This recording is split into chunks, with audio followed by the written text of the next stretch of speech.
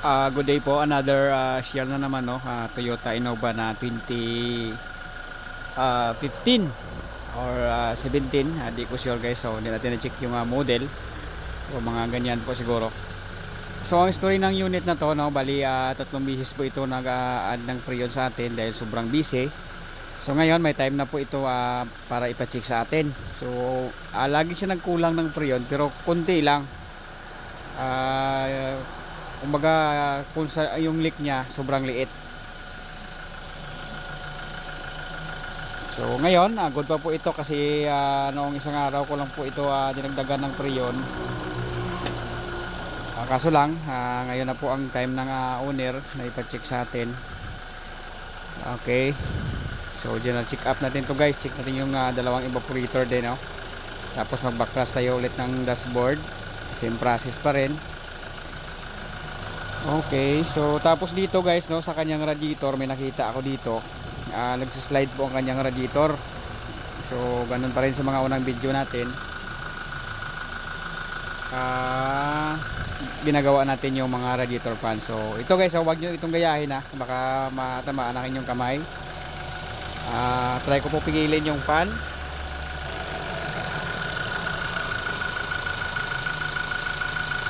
Yan, so kaya ko pong pigilin ng carton ang kanyang radiator fan, no? Yan, so sa mga car owners, wag niyo po itong gayahin guys, baka mag-testing kayo na good pa yung fan na tatamaan yung kamay nyo. So sa akin lang to, pinakita ko lang sa inyo. Isa pa. Yan, so wala talaga. Wala talagang nag-slide na po yung kanyang radiator fan. So isa din yan sa tanggalin natin para mag-add tayo ng silicone oil. Okay, so subscribe lang kayo at mag-follow sa ating para marami pa tayong i-share sa inyo guys, no? So good pa nga kanyang lamig sa ngayon. Good pa siya. Kaso lang time to check na siya kasi tatlong bisis ko na po ito dinagdagan. Tatagalan siya ng mga isang buwan, tapos kulang na naman ulit. Ayan, so okay, check natin. So yung mag-backclash ng dashboard guys, no, hindi natin may video kasi full storage tayo. Kaya na po yung bahala mag-discarte ng backlash ng dashboard. Simple lang naman yan pag maumpisahan nyo na at saka mapasunod nyo lang yung proseso ng pagtanggal-tanggal. Okay, kasi yung Toyota hindi naman masyadong hirap tanggalin. Sa likod easy lang din. Okay, so tanggalin namin guys. Okay, so puntahan natin yung ating niligtis na evaporator na Innova guys.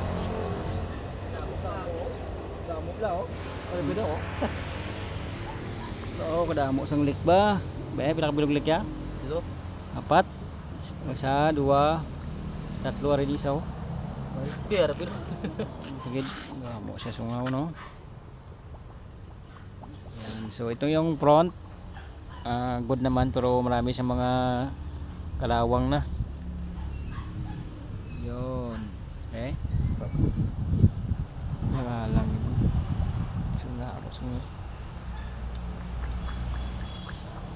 Okay.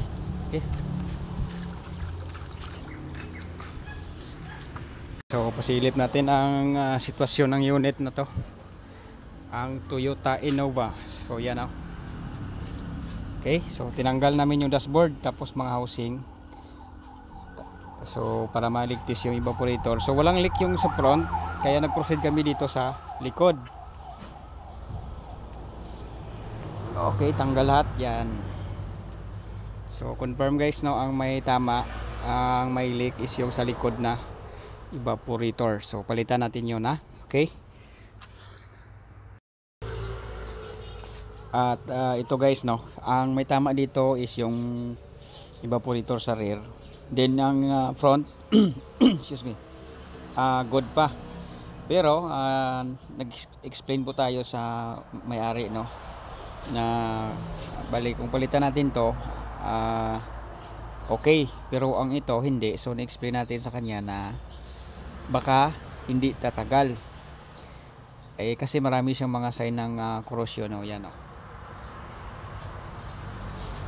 Yan, so ang kanyang working quality, so or spent niya, hindi natin alam kung ilang buwan or year yung kanyang tatagal. So na-explain tayo sa kanya. So good naman siya guys, na bali dalawa na lang yung palitan natin, kasi pag ibalik pa natin to tapos hindi tatagal, so kasing yung front medyo mahirap itanggalin tong evaporator, kasi tatanggal pa tayo ng dashboard. So yun yung so kwan sa trabaho, maraming trabaho. So kaya nagdesisyon siya na palitan na lang din tong front ng bago. Okay, bali dalawa yung palitan natin dito sa unit ni sir. Yan, so ito yung ipapalit natin na front. Yan, and then yung sa rear palitan din natin. Okay, so symbol lang natin yan guys. Pag symbol, adi natin i-video yung so kanyang mga housing para pass forward tayo. Then magkabit ng dashboard ulit. So di na natin mag-video, at least share natin ang anong sira sa unit ni sir, anong ginawa natin, okay. At itong ating evaporator na bagos para sa likod guys, yan, so ganun pa rin yung expansion valve nya. Kunin natin tapos ibalik natin dito sa ating ni-replace, and then symbol natin para good na po. Tapos na po ating ginawang Innova, so kanina nagpalit ako ng bago, tapos na-symbol ko na, kasi kanina mga travel pa to, kasi nag-order pa tayo sa Bacolod, so kinabit ko na yung front. So ngayon ang rear naman, so ang yung sa front guys, na balik na natin ng maayos yung dashboard. Yan, so tapos na po natin mabalik. Bali bago din yung evaporator dito. So gagawin na lang natin ang sa likod na lang. Okay, so symbol ko na lang to guys para mabalik na ng mga tropa natin, So ang radiator dito guys, na ni-review natin nung una nyo. So ito natanggal na natin. So yun, ito yung kanyang loob. Yan, so halos konti na lang yung natira na silicone. Yun. So nagsaslide na siya kasi wala na. So mga 5 piraso ilagay natin. And then balik na din nato, Okay. At ito na guys, nakapaglagay na po tayo ng refrigerant or freon. So medyo makulimlim dito ng ating chimpo.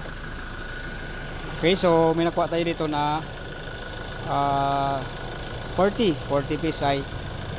So yun, good na po ng ating nirepack na radiator fan. Malakas na din yung hangin or buga.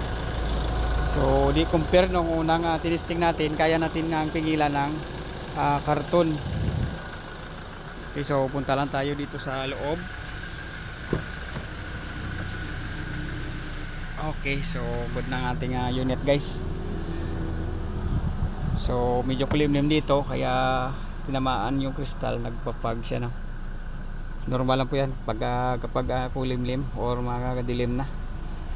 Okay, so yun lang ating may share dito guys, at least kung ano yung problema at ginawa natin, ni-share natin sa inyo. So anong pinalit natin, anong ginawa natin sa unit na ito, Toyota Innova na 2016. Okay, so nagpalit tayo ng dalawang evaporator. Yung front pinalitan na lang natin. So good pa naman yun, wala pa naman siyang leak, kaso lang hindi natin alam yung lifespan ng aluminum. Okay, so ang nagkaroon nag-leak is yung sa likod. Alright, so yun lang guys ang ating may share dito. Thank you for watching and God bless.